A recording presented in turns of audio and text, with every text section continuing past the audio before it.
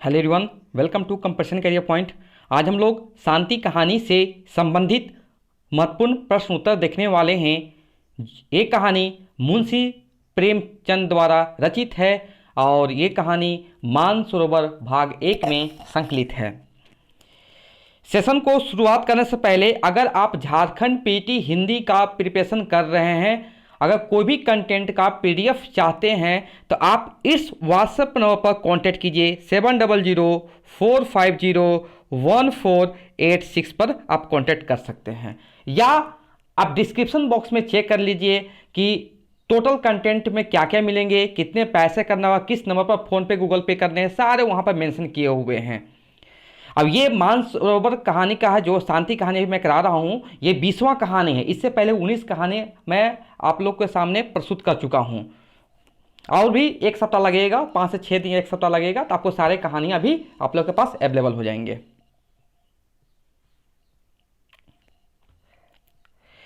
शांति कहानी की नायिका कौन है?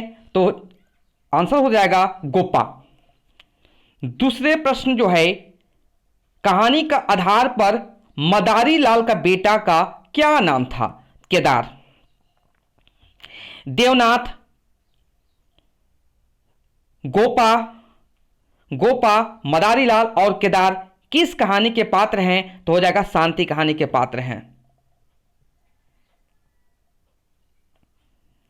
शांति कहानी के आधार पर सुनी के माँ और बाप का क्या नाम था? माँ जो हो जाएगा गोपा और बाप जो होगा देवनाथ। नेक्स्ट जो प्रश्न है, शांति कहानी के आधार पर लेखक के मित्र कौन थे? लेखक कहने का मतलब मुंशी प्रेमचंद, उनके मित्र कौन थे? देवनाथ।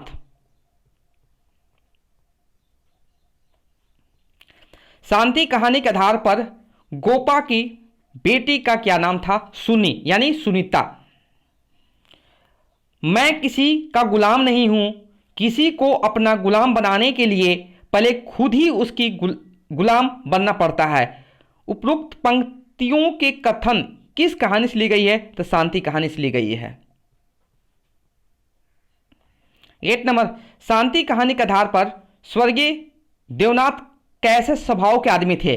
स्वच्छंद प्रकृति के, विनोद प्रिय, उदार और मित्रों को प्राण देने वाले। नेक्स्ट प्रश्न है, शांति किस विधा के अंतर्गत है? तो कहानी।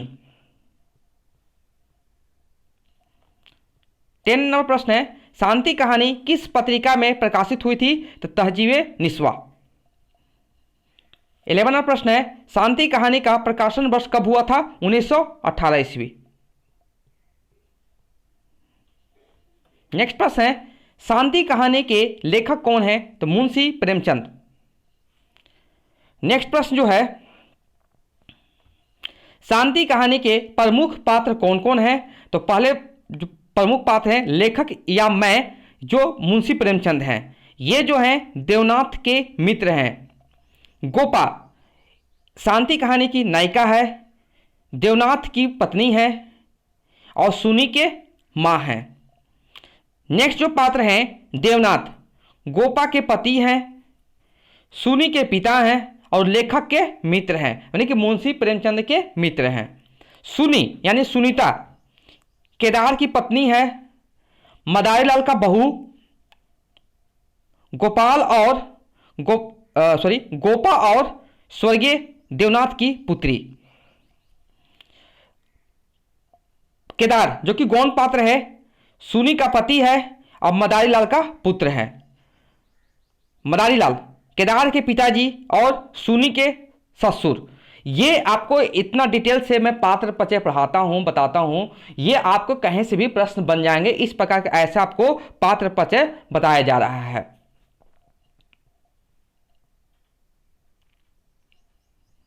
नेक्स्ट प्रश्न है, मानसरोवर भाग 1 में कितनी कहानियां हैं? 27 कहानियां हैं। प्रेमचंद जी को क्या कहा जाता है? कथा एवं उपन्यास सम्राट। प्रेमचंद का वास्तविक नाम क्या है? धनपत राय।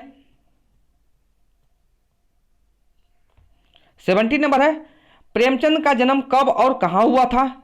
31 जुलाई 1880, लम्ही, वाराणसी, उत्तर प्रदेश। नेक्स्ट प्रश्न है, मानसरोवर भाग 1 कहानी संग्रह का प्रकाशन वर्ष है 1936। प्रेमचंद की समस्त कहानियां 8 भागों में किस नाम से प्रकाशित हुई? मानसरोवर।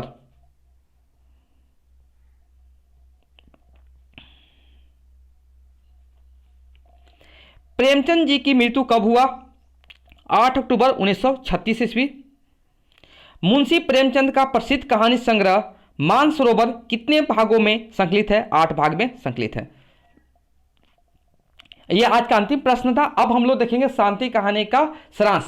उस सारांश पढ़ने से आपको चैप्टर में क्या क्या जानने की जरूरत है उसमें आपको सारांश में पता चल जाएगा।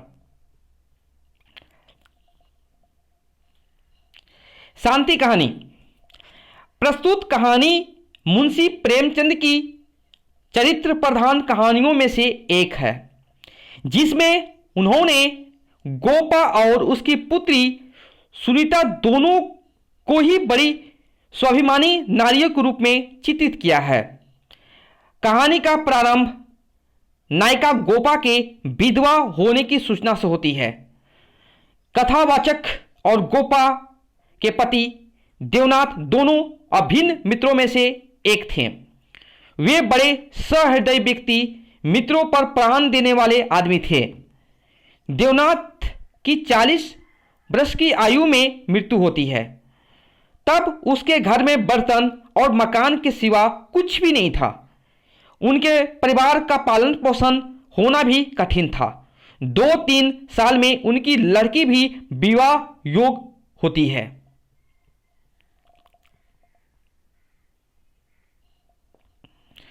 गोपा के सामने कुछ लोगों ने विवाह का प्रस्ताव रखा। देवनाथ के मित्रों ने उससे उदर निर्वाह के लिए कुछ राशि जमा करने का भी प्रस्ताव रखा, किंतु गोपा ने दोनों का ही प्रस्ताव ठुकरा दिया। अपना आधा घर किराए पर दूसरों को देकर आए किराए पर अपना गुजारा करती है। वह चाहती है कि उसकी पुत्री सुनीता का विवाह किसी अच्छे घर में हो जाए। इस प्रयास में वह सफल भी होती है। उसको यह ज्ञात नहीं हो पाता कि मदारी लाल का लड़का बच्चलन यानी कि केदार के बारे में बताया जा रहा है, और उसको सुधारने की कोशिश में उन्होंने सुनीता को बिना दहेज के लिए अपनी बहू बनाना स्वीकार किया। सुनीता नए घर में सफल बहू सिद्ध नहीं हो पाती है। वह अत्यधिक स्वाभिमानी और चाहती है कि उसका पति भी उसी तरह आचरण करे। सुनीता और केदार के पारस्परिक तनाव का परिणाम यह निकलता है कि केदार किसी एक्ट्रेस के साथ घर छोड़कर भाग जाता है। उसके जाने के बाद सुनीता विधवा की तरह रहने लगती है, लेकिन पति का वियोग सहन न करने के कारण गंगा नदी में डूबकर आत्महत्या कर लेती है। कथावाचक सुनीता की दाह संस्कार के लिए अर्थी के साथ जाता है। उसे यह भय था कि गोपा को इस बात का पता चला तो वो प्राण देगी, लेकिन गोपा कहती है जो कुछ उसने किया अच्छा किया। जब उसे मालूम हुआ कि दुख के सिवा उसके जीवन में कुछ नहीं था, तो उसका मर जाना और भी गौरवपूर्ण है। स्त्री को जीवन में प्यार ना मिले तो उसका अंत हो जाना ही अच्छा। सुनी के सिवा गोपा को कोई आधार नहीं था, फिर भी सुनी की मौत का उसके चेहरे पर एक भी सिकत नहीं था। उसे संतोष था कि चलो वह दुखों से छूट गई।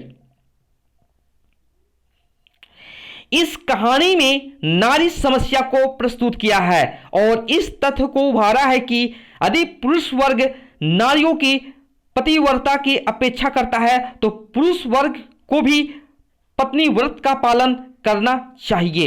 ओके, ये थी शांति कहानी का सारांश।